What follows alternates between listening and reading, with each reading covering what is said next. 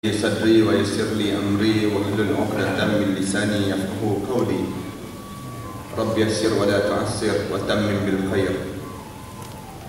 قال الله تعالى في كتاب العزيز بعد أعوذ بالله من الشيطان الرجيم بسم الله الرحمن الرحيم قل إن الموت الذي تفرون منه فإنه ملاقيكم ثم تردون إلى عالم الغيب والشهادة fayunabbi'ukum bima kuntum ta'malun.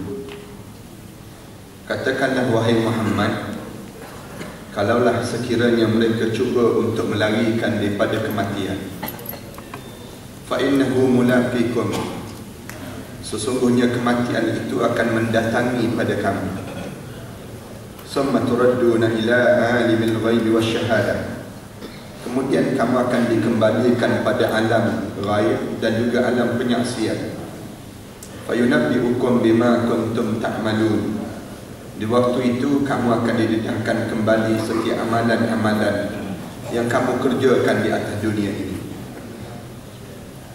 Para hadirin yang dirahmati sekalian, dalam banyak-banyak perkara yang kita diajar supaya kita sentiasa ingat pada diri kita ni yang disebut dengan kematian. Ingat pada mati ini satu ajaran di antara ajaran agama yang diajar dalam Islam pada diri kita supaya kita sentiasa ingat kepada kematian. Bahkan dalam hadis Rasulullah SAW berulang kali Rasulullah SAW menyebut tentang mati. Rasulullah sebut tentang ingatlah tentang mati. Contohnya dalam hadis Rasulullah sebut aksiru hadimul ladzat, perbanyakkanlah kamu menyebut tentang satu benda yang boleh menghancurkan kelazatan. Lalu sahabat-sahabat tanya Rasulullah, apa dia benda yang boleh menghancurkan kelazatan itu ya Rasulullah? Rasulullah SAW jawab, zikrul maut, sebut tentang mati, kata Rasulullah. Sebut tentang mati ini akan menghancurkan kelazatan. Para hadirin sekalian, kenapa Islam jadikan dia satu di antara amalan yang perlu kita kena ingat tentang mati? Jawabnya kerana hidup kita bukan sekadar untuk di dunia saja, tidak. Tetapi Allah jadikan perjalanan hidup kita ini panjang masanya. Kita bukan sekadar hidup untuk dunia, tetapi Allah jadikan perjalanan hidup kita ini untuk sampai ke akhirat Allah. Lepas pada kita hidup di dunia ini, kita kena lalu lagi. Kita kena lalui lagi alam-alam yang lain lagi. Alam yang disebut dengan alam barzakh. Lepas pada kita hidup di alam barzakh, kita kena hidup lagi di alam mahsyar. Kemudian barulah kita layak untuk dimasukkan ke dalam syurga ataupun dihumban ke dalam neraka, na'udzubillah min dzalik. Maknanya itu noktah yang akhir dalam hidup seseorang. Tetapi dalam Islam ajar pada diri kita, setiap benda yang kita buat ini kita kena fikir macam mana kita lepas pada kita mati nanti. Sewaktu mana kita menghadap di hadapan Allah nanti, cukupkah dengan amalan-amalan kita dan apa yang kita lakukan di dunia ini untuk menjadi bekalan pada kita sewaktu mana kita menghadap di hadapan Allah. Sebut tentang mati ini bukan kita hidup kita disebut mati begitu saja, tidak. Tetapi ingat tentang mati ini, kita diajar supaya kita ingat macam mana suasana kita nak mati. Cuba bayangkan di waktu mana kematian itu mendatangi pada kita saat mana kita tak bersedia menghadap depan Allah. Berapa ramai orang yang hidup dia tidak ada dalam jadual hidup dia untuk menulis tentang kematian. Dia celik-celik mata, dia tanya nak makan kat mana, bagaimana hari ini, bagaimana nak kerja yang bagaimana. Sedangkan kalau kita baca dalam hadis Rasulullah ajar supaya kita bangun daripada tidur, ingat terus pada mati. Ingat terus pada mati. Di antara contoh yang mudahnya, kita bangun daripada tidur, kita baca doa, alhamdulillahilladzi ahyana ba'dama amatana wa ilaihin nusyur. Segala puji bagi Allah yang telah menghidupkan aku lepas pada aku mati semalam, ya Allah. Lepas pada itu hujung kita sebut terus wa ilaihin nusyur, dan kepada dialah kita akan dikembalikan balik. Maknanya kita letakkan dalam jadual hidup kita ni mati terus. Kenapa diajar supaya sebut tentang mati? Lagi ulama-ulama tanya lagi, kenapa kita diajar supaya sebut tentang mati? Ada berapa banyak sebab kenapa kita kena sebut tentang mati? Kerana ulama sebutnya antara sebab yang utama laginya, diajar lagi, ingat pada mati ini akan menjernihkan hati seseorang. Selain daripada dia buat persiapan untuk dia nak menghadap depan Allah, ingat pada mati yang menyebabkan seorang tu hati dia akan jadi jernih. Jernih kita ni, dalam hati kita dia jadi bersih. Dengan apa dia? Dengan kita ingat pada mati. Kita tak berani nak buat dosa. Kenapa? Kerana kita tahu kalau sekiranya kita buat dosa nanti, apabila kita masuk dalam kubur, tentu dia tidak akan melepaskan kita di hadapan Allah SWT. Ingat pada mati ini, ulama-ulama sebut, ingat pada mati ini akan menjadikan dalam diri kita ni semakin bersemangat untuk membuat pahala dalam hidup seorang. Apabila kita ingat pada mati, sebab kita buat contoh yang mudah, bagaimana ingat pada mati ini, dia akan menjadikan kita semakin terbaik dalam buat amal ibadah. Rasulullah SAW sendiri ajar, waktu mana kamu nak solat, katanya Rasulullah, solat tu kamu bayangkan solatul muadzin. Setiap kali mana kamu nak solat, kamu anggap ini solat yang terakhir dalam hidup kamu. Tak ada lagi solat lepas pada ni. Apabila kamu solat kamu rasa ni solat terakhir, tentulah kamu akan solat dalam keadaan yang terbaik.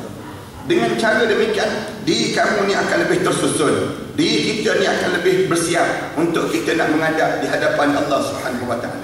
Satulah alim ulama ajar, ingat pada mati ini, dia akan menjadikan diri seseorang lebih bermotivasi, lebih semakin baik dan semakin baik dia kepada Allah, dan dia semakin berkeyakinan untuk dia nak menghadap di hadapan Allah. Dan dia apabila dia hidup dalam keadaan ingat pada mati, dia tentu dia akan sentiasa buat persiapan pada diri dia untuk menghadap di hadapan Allah dalam keadaan apa keadaan sekalipun. Sebab itulah kita kena bimbang dengan saat mana Allah kurniakan nikmat-nikmat yang banyak sehingga terlupa pada saat mati. Kita buat contoh yang mudah dalam ayat Al-Quran Karim. Allah Subhanahu Wa Taala sebut dalam Al-Quran Karim satu contoh yang mudah bagaimana kita diajar supaya jangan kita terlupa kepada Allah. Antaranya Allah Subhanahu Wa Taala sebut, falamma nasu ma dzukiru bi fatahna alaihim abwaaba kulli syai hatta idza farihu bima utu akhadnahum baghtatan fa idza hum mublisun. Contoh yang mudah yang Allah cerita. Allah Subhanahu Wa Taala sebut ketika mana manusia ni hidup dalam keadaan tak ingat lagi pada mati. Tak ingat pada mati ni maksudnya apa dia? Nasu ma dzukiru bi. Dia lupa segala peringatan Allah.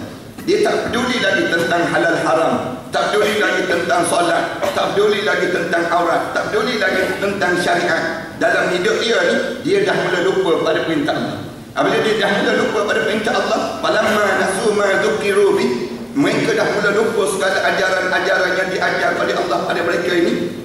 Fatahna alaihim abwaaba kulli syai. Kami buka ke atas mereka segala pintu maksiat mana yang mereka nak buat. Kamu nak buat maksiat apa dia? Kamu nak buat maksiat, kamu nak minum arak, kamu tak mabuk lagi. Kamu apa dia? Kamu nak berzina, kamu tak datang penyakit, misal contohnya. Apabila kamu buat maksiat, kamu berjudi, tiba-tiba tak habis harta benda kamu boleh berjudi. Apabila kamu tak keluar zakat, kamu rasa tenang, hidup kamu rasa demikian. Siapa yang bagi ni? Allah. Allah bagi.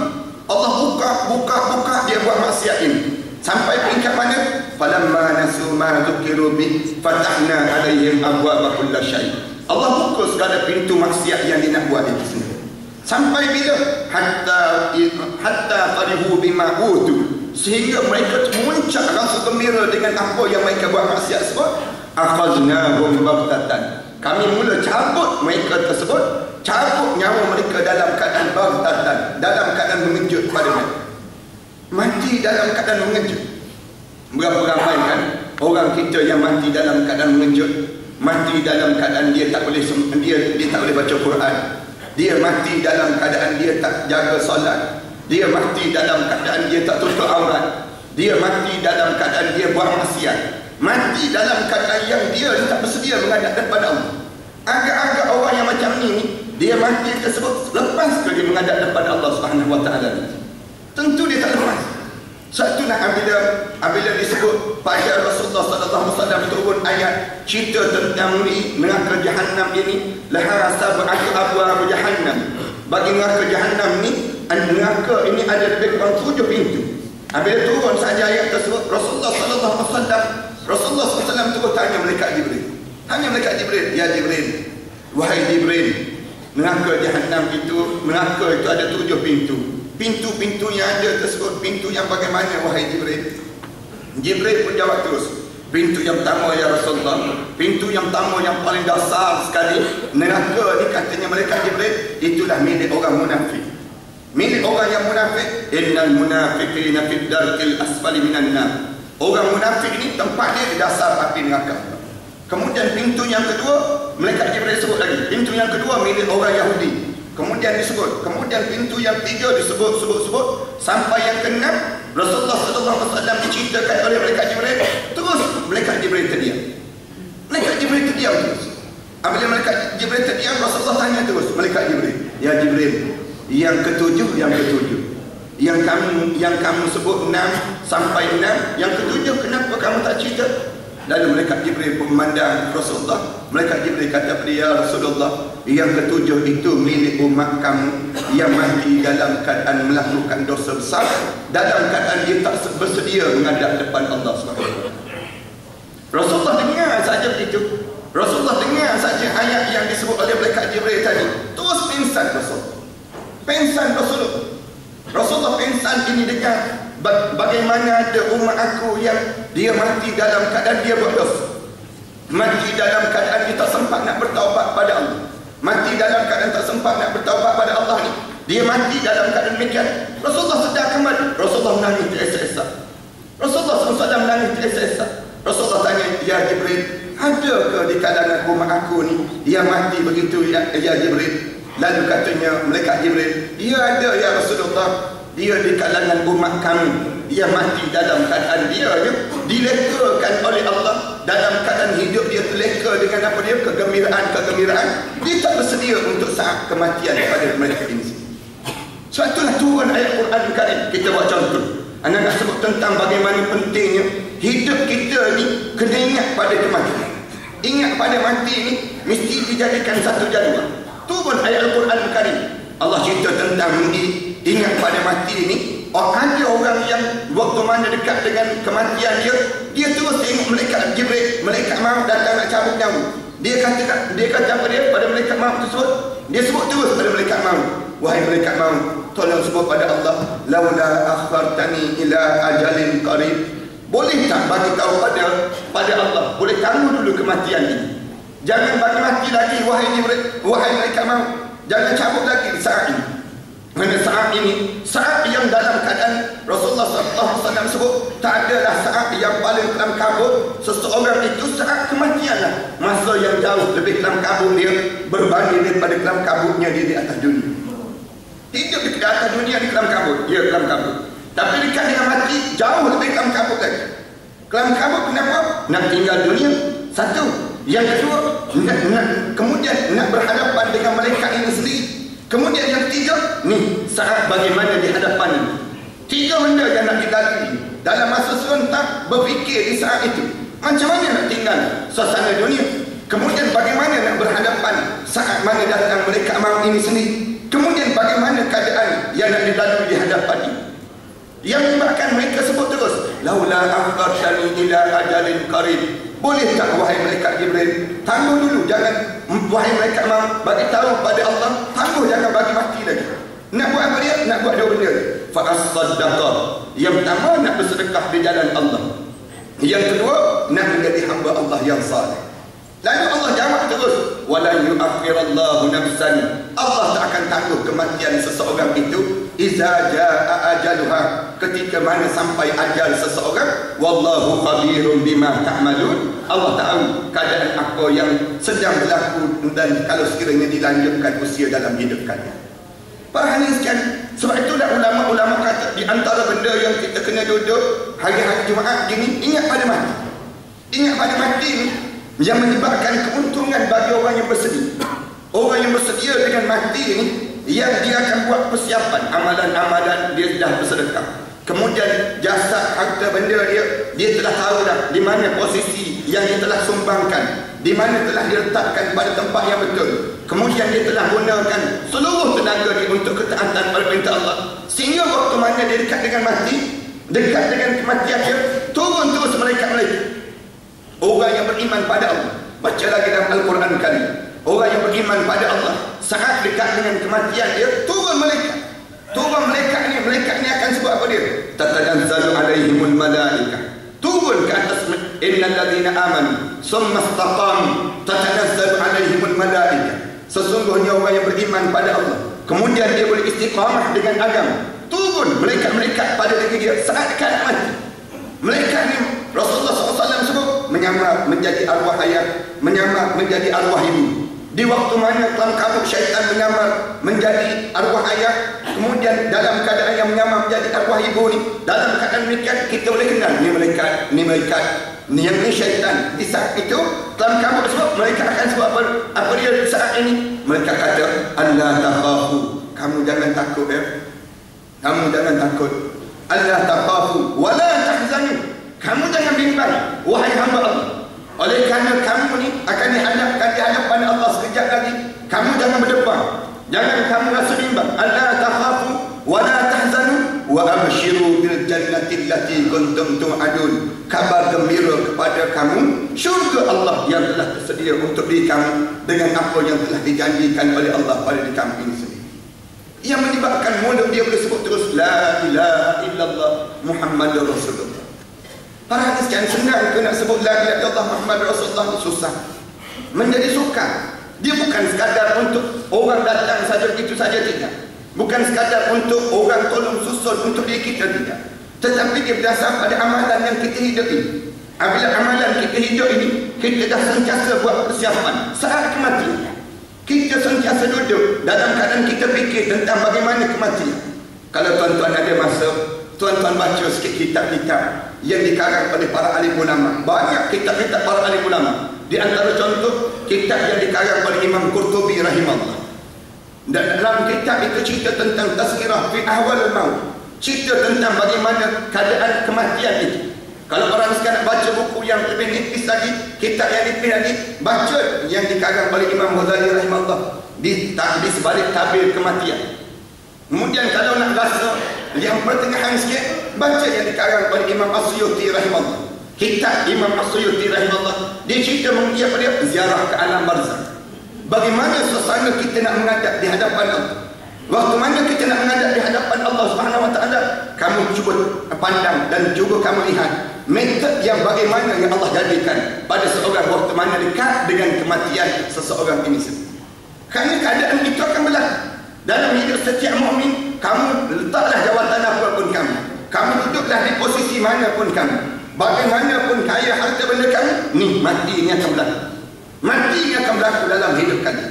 Apabila mati akan berlaku, cuba belajar sikit bagaimana saat kematian itu akan berlaku, supaya apabila kita belajar bagaimana saat kematian ini berlaku pada seorang, kita tahu ni mati dah pada diri kita, supaya kita tak kelam kabut pada diri kita saat mana kematian itu.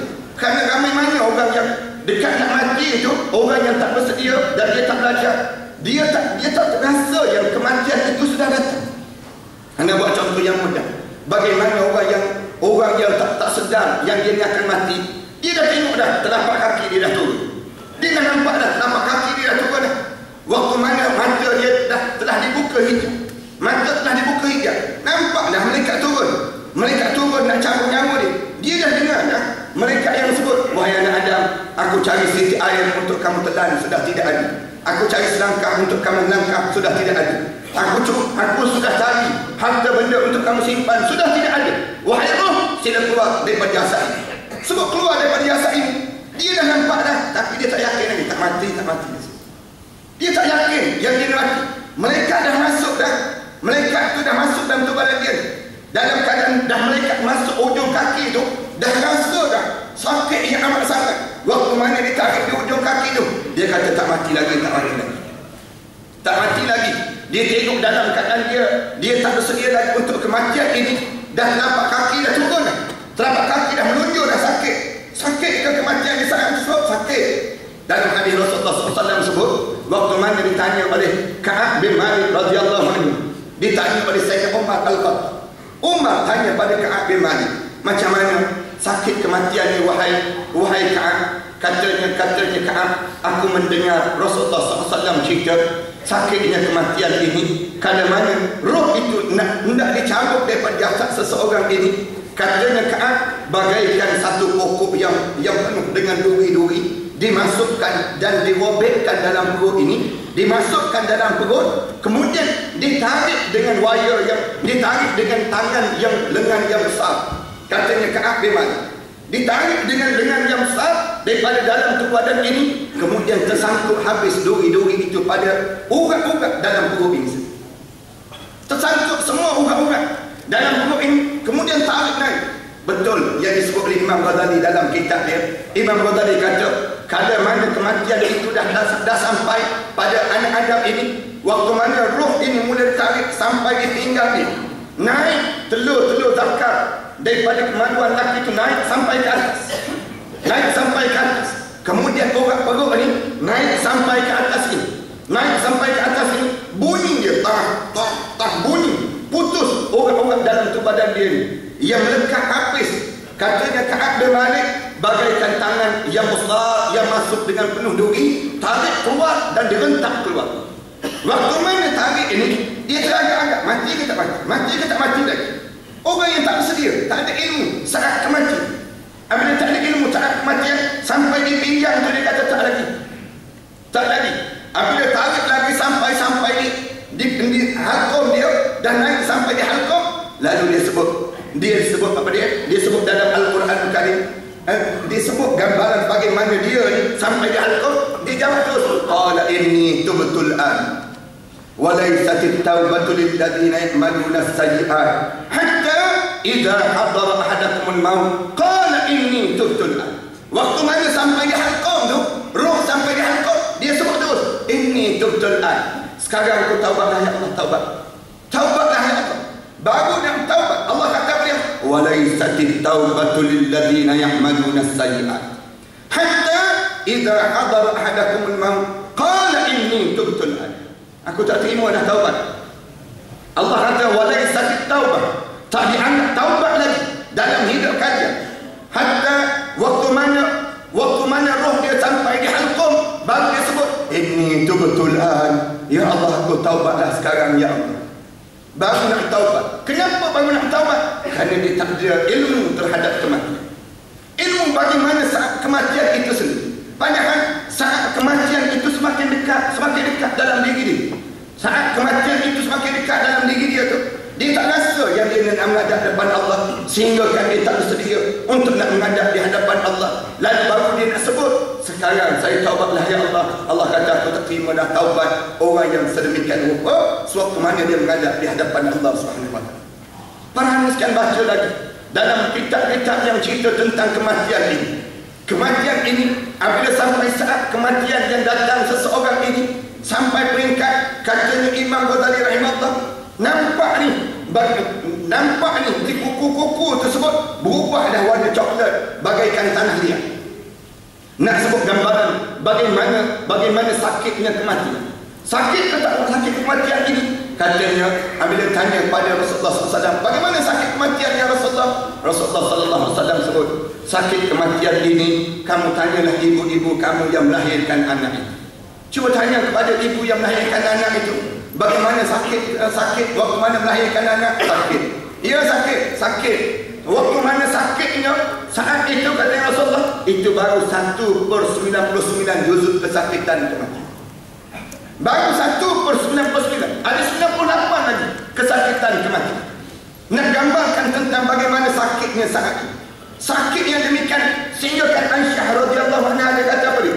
Kalau mana aku lihat saja Rasulullah sallallahu alaihi wasallam wafat, dalam keadaan Rasulullah wafat itu, aku tengok bagaimana suasana Rasulullah wafat dalam keadaan yang sakit itu, yang menyebabkan katanya Aisyah radhiyallahu anha, aku tak terfikir lagi yang aku akan lebih jauh lebih senang daripada kesakitan kematian yang berlaku kewafatan pada Rasulullah sallallahu alaihi wasallam. Tengok Rasulullah saat mana nak wafat tersebut sampai peluh dari Rasulullah SAW tu, sampai ambil kain tu lap dalam keadaan lap hulu tangan Rasulullah dalam bekas air, hulu tangan dalam bekas air tu Rasulullah SAW sapu di atas muka. Rasulullah SAW sebut, Allahumma inni ya Allah, Allahumma inni ala sakaratil maut, Ya Allah, bantulah aku ya Allah saat kesakitan kematian ini ya Allah. Bantulah aku ya Allah saat kesakitan kematian ini. Sehingga kan Rasulullah SAW sebut, memadailah dengan kesakitan kematian itu menjadikan kafarah bagi orang mukmin waktu mana dia menghadap di hadapan Allah Subhanahu wa taala. Dalam hadis Rasulullah SAW cerita benda-benda ini. Nak gambarkan dalam hidup kita, apabila sampai saat yang datang ajal pada seorang, kamu tak boleh nak buat apa dah pada dia. Waktu tu benda apa yang boleh tolong pada diri kita? Amalan untuk kita nak dihadapkan di hadapan Allah. Benda waktu tu apa benda yang boleh tolong kita lagi? Hati yang bersih, hati yang jernih untuk menolong pada diri kita untuk menghadap depan Allah. Benda apa lagi yang boleh tolong pada kita? Anak-anak yang soleh. Anak-anak yang soleh. Ulama kata ni 2-3 benda yang boleh menolong saat mana kita hampir dengan kematian. Anak-anak yang soleh yang duduk dekat dengan kepala kita, yang baca Quran, kemudian yang tolong kita melafazkan kalimah thayyibah di saat mana penghujung usia umur kita ni. Anak-anak sebut, jangan bimbang abah, jangan bimbang, kerana abah akan dirahmati oleh Allah. Abah jangan rasa takut, jangan bimbang. Sehingga kan anak-anak tu baca ayat Quran. Anak-anak baca ayat Quran semua, kita rasa lapang dan kita rasa tenang. Kalaupun kita tak ada anak-anak, kita ada yang disebut dengan teman-teman ataupun kawan-kawan yang soleh dan solehat yang membantu kita di saat mana kita hampir dengan kematian. Kerana yang inilah saat yang paling penting dalam hidup seseorang. Tuan-tuan buat kerja amal soleh ini satu benda yang kita disuruh dan diajar dalam agama. Tetapi cuba baca sepotong lagi hadis Rasulullah sallallahu alaihi wasallam. Rasulullah sallallahu alaihi wasallam suruh ada orang yang dia dengan syurga ni sejengkal lagi jarak dia dengan syurga. Jarak dia tu dengan syurga tu sejengkal. Tiba-tiba di penghujung kehidupan dia berubah totally dalam hidup. Ubah dalam hidup dia. Saat-saat mana dia hampir-hampir dengan kematian dia, datang syaitan yang menyamar menjadi arwah ayah, datang syaitan yang menyamar menjadi arwah ibu. Dia sebut terus, jangan mati dalam agama, jangan sebut kalimah thayyibah itu, jangan sebut la ilaha illallah, matilah dalam Yahudi, matilah dalam Kristian. Dalam keadaan sebut saja begitu, dalam keadaan demikian dia sebut saya ikut kamu. Ikut kamu ni lah yang menyebabkan dia akan terjadi perkara-perkara. Punca apa dia terjadi ni? Kerana tak ada ilmu. Tuan-tuan jangan ingat keadaan demikian kita kata tak terjadi. Tak, dia mungkin terjadi saja dalam hidup kita. Mungkin terjadi dalam hidup kita. Kerana apa dia? Kerana orang terdesak. Tuan-tuan tengok orang yang terdesak macam mana? Kita ni, orang kita ni, kalau dia terdesak, dia nak suruh cepat selesai masalah. Dia terdesak mesti cepat. Kita anak-anak sakit, mesti kita cepat nak cari doktor supaya cepat sembuh anak kita. Waktu mana kita sakit, mesti kita cari. Kita nak suruh macam mana nak suruh selesai masalah sakit kita ni sesegera mungkin. Keadaan ini boleh terjadi pada orang yang hampir dengan kematian. Orang yang dekat dengan kematian, di antara benda yang terjadi, dia nak suruh selesai cepat-cepat. Macam mana nak suruh selesai saat itu? Selesai inilah yang menyebabkan kesempatan ini diambil oleh syaitan, yang menyebabkan dia tak mengucap. Apabila dia tak boleh mampu mengucap di waktu ini, dia mati dalam keadaan su'ul khatimah dalam kehidupan. Tetapi ada orang yang dia buat jahat-jahat, tiba-tiba dekat-dekat dengan kematian dia jarak dia dengan neraka itu sejengkal lagi, kata Rasulullah. Sejengkal lagi dia dengan neraka. Tiba-tiba dekat dengan penghujung hidup dia, Allah jernihkan hati dia. Allah datangkan anak-anak yang soleh dalam hidup, dan datang dekat dengan dia kawan-kawan yang baik. Kawan-kawan yang baik ini yang datang dekat dengan diri dia. Kemudian datang amalan-amalan yang baik yang pernah dilakukan dengan penuh keikhlasan dahulu, membantu saat dengan dekat dengan kematian seseorang. Dan datang di waktu mana datang amalan-amalan ini tolong dan bantu pada dia, mulut dia boleh sebut la ilaha illallah Muhammadur Rasulullah. Sebab tu dalam banyak-banyak doa yang diajar oleh Rasulullah SAW, supaya kita sentiasa baca dan kita amal. Baca dalam doa kita, Allahumma hdin alaina bi husnil khatimah wa la tahtin alaina ya Allah bi su'il khatimah. Ya Allah, tolong